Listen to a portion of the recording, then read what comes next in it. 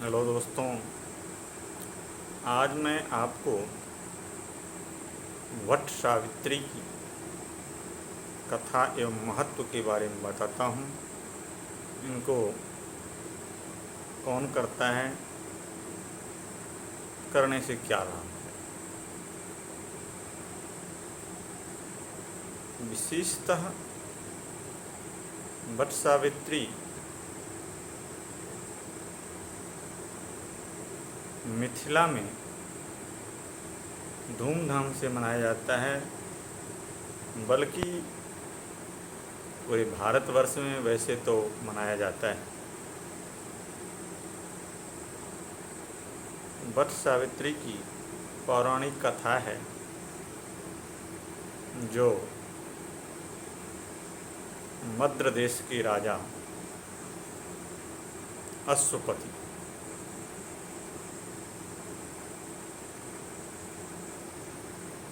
वो बड़े ही प्रतापी एवं धर्मात्मा राजा थे, लेकिन उनकी संतानें नहीं थी। तब उन्होंने तपस्या इत्यादि की और उनको एक कन्या रत्न प्राप्त हुआ, जिसका नाम वो सावित्री देवी की कृपा से प्राप्त हुआ। इसीलिए वो उन्होंने अपने पुत्री का नाम भी सावित्री ही रख दिया। लेकिन वो अपने पिता के घर सावित्री बढ़ने लगी और विवाह के योग्य हो गई। जब उन्होंने विवाह के योग्य हुई तो राजा ने उनसे स्वयं कहा, हे सावित्री, हे पुत्री, आप अपने विवाह के लिए अपने योग्य वर खुद ही ढूंढ लें, तलाश लें। तब उन्होंने सावित्री सालू देश की राजा द्युम्नपति के पुत्र सत्यवान को ढूंढा, जो सत्यवान के माता पिता अंधे थे,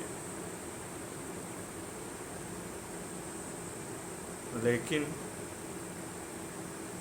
उन्होंने उसी सत्यवान को अपना वर चुना। उसी समय देवर्षि नारद वहाँ आए और बताए, जो इससे यदि सावित्री का सत्यवान से विवाह होता है तो विवाह के 12 वर्ष बाद इसकी मृत्यु, सत्यवान की मृत्यु हो जाएगी।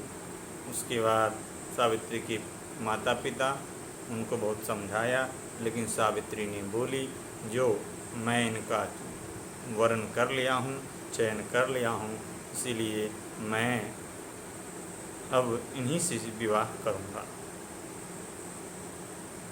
उसके बाद सावित्री ने उन्हीं से विवाह किया और विवाह करने के पश्चात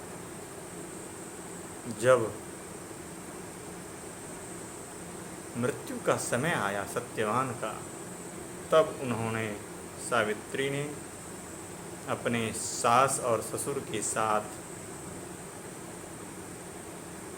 सत्यवान को लेकर जंगल में रहने लगा।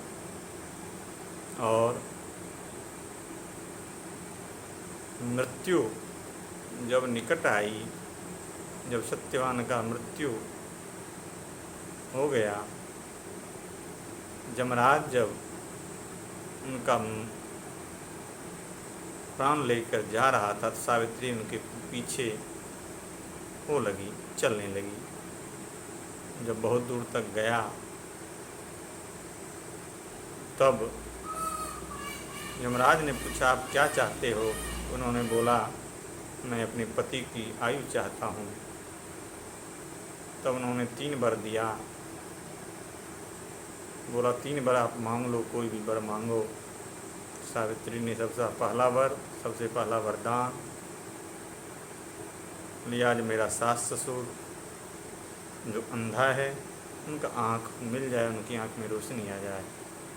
दूसरा वर मांगा उन्होंने जो मेरे ससुर और सास की जो खोई हुई संपत्ति है वो भी मिल जाए। तो वो भी दूसरा वर दिया। तीसरा वर उन्होंने मांगा, मुझे 100 पुत्र हो, मुझे पुत्र की प्राप्ति हो। ये वर मांग करके उस यमराज को धर्म संकट में डाल दिया सावित्री ने, और वो उनके साथ चलता ही रहा।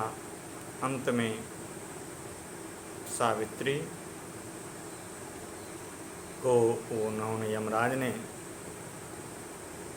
तीसरा वरदान भी दे दिया, और प्राण के रूप में चने के समान प्राण जो था, चने के समान प्राण को उस सत्यवान से लौटा दिया, सावित्री से लौटा दिया, और उसके बाद वो सत्यवान जीवित हो उठा।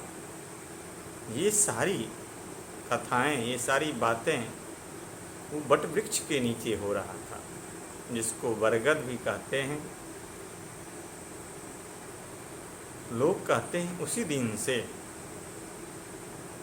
ये बट सावित्री की कथा होने लगी, और ये कथाएं स्त्रियां, सुहागिनी स्त्रियां, सधवा नारी इसको मनाती है। और ये ज्येष्ठ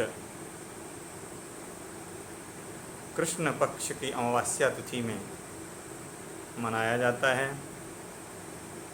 बरगद के नीचे सधवा नारी पवित्र होकर के नूतन वस्त्र इत्यादि पहन करके अपने षोडश श्रृंगार करके वहाँ जाती है, और बरगद के नीचे वहाँ जल से, गोबर इत्यादि से लेप कर, अर्थात वहाँ साफ सुथरा करके, और बरगद के नीचे यथा योग्य नाना प्रकार का प्रसाद, विशेषतः इसमें चना और गुड़ का प्रसाद विशेष माना जाता है और दिया जाता है। चना और गुड़ रहता ही है इसमें। तो कहते हैं इसका प्रसाद दे करके, और वो नारियां वहाँ सावित्री, सत्यवान इत्यादि का पूजन करके, वहाँ पीपल अति बरगद के नीचे भगवान का पूजन कर और आराधना कर, और कच्चे धागे से उस बरगद को यथासाध्य, कोई 5 बार भी, कोई 7 बार, कोई 11 बार, ऐसे 51 बार, 108 बार परिक्रमा करके, और उस धागे को उसमें लपेटती बरगद के पेड़ में, और लपेटने के बाद अपने वर, अपने पति की लंबी आयु की कामना करती है, अपने संतान की सुखमय जीवन की कामना करती है। और वहाँ पूजन, नीराजन इत्यादि करके, और वो भर दिन व्रत रखती है, और संध्या काल में वो नारियां लवण रहित अर्थात खीर इत्यादि का भोजन करती है, और अपने पति की लंबी आयु की कामना करती है। जिस प्रकार सावित्री ने अपने पति की लंबी आयु के लिए उन्होंने यमराज से लड़ गई थी, उन्हीं प्रकार ये नारियां अपनी सुहाग की रक्षा के लिए, अपनी सिंदूर की रक्षा के लिए अपनी पति की आयु की, लंबी आयु की कामना करती है, और अपने संतानों की यश कीर्ति बढ़े उसके लिए भी ये प्रार्थना करती है। और संध्या काल में आकर के पुनः खीर इत्यादि खा करके और इस व्रत को तोड़ती है। इसमें आप देखे होंगे या देखेंगे, बहुत सी सुहागिन स्त्रियां एक जगह इकट्ठा होकर के भी करती है, बड़ी धूमधाम से करती है और एक दूसरे की प्रसाद बांटती है और एक दूसरे से स्नेह मिलन इत्यादि भी करती है। इस प्रकार से वट सावित्री की कथा है। इसका बहुत महत्व भी है, क्योंकि स्त्री के लिए पति ही सब कुछ होता है और वो पति की रक्षा के लिए ये व्रत करती है, अपनी संतान की रक्षा के लिए ये व्रत करती है। बस, जय श्री राम।